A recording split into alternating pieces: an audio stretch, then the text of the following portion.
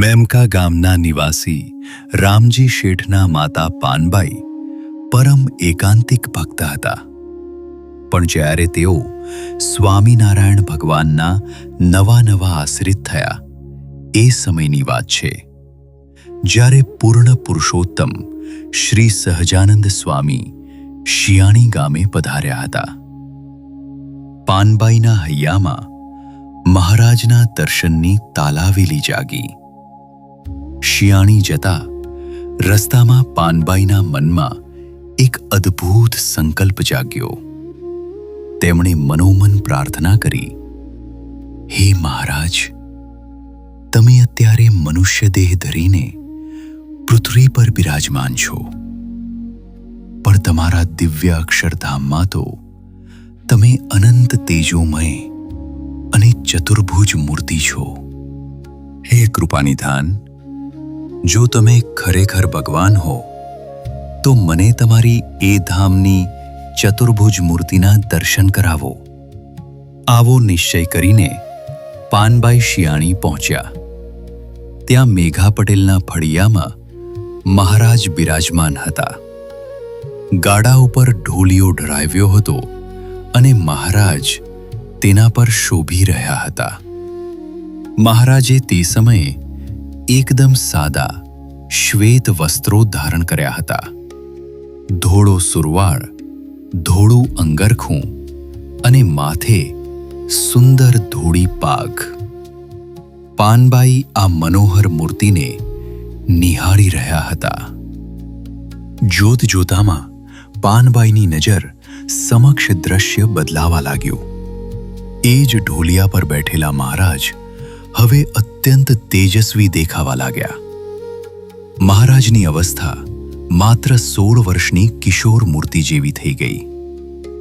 માથે ઝળહળતો સુવર્ણ મુગટ, જરિયાન વસ્ત્રો અને સૌથી આશ્ચર્યજનક વાત, મહારાજ હવે ચતુર્ભુજ સ્વરૂપે દેખાતા હતા.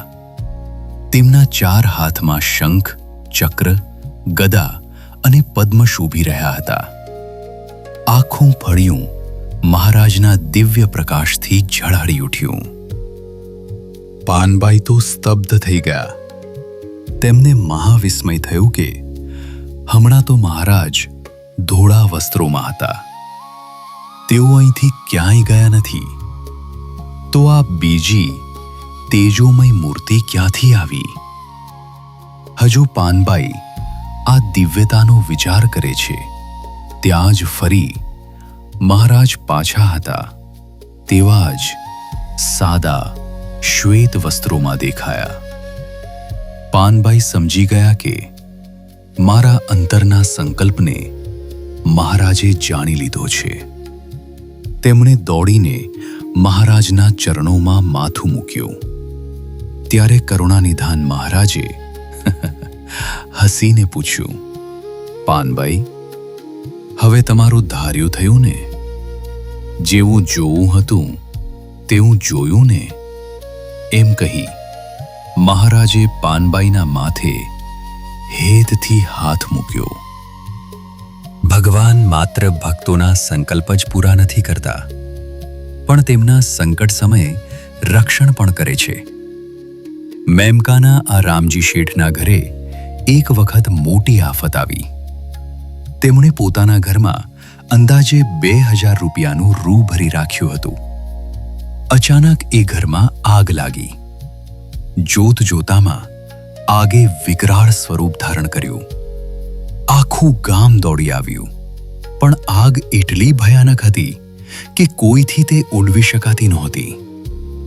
આગમાં ઘરના છતની માલણ, વડીઓ, લાકડાના કમાડ અને બારસાખ બધું જ બળીને રાખ થઈ ગયું.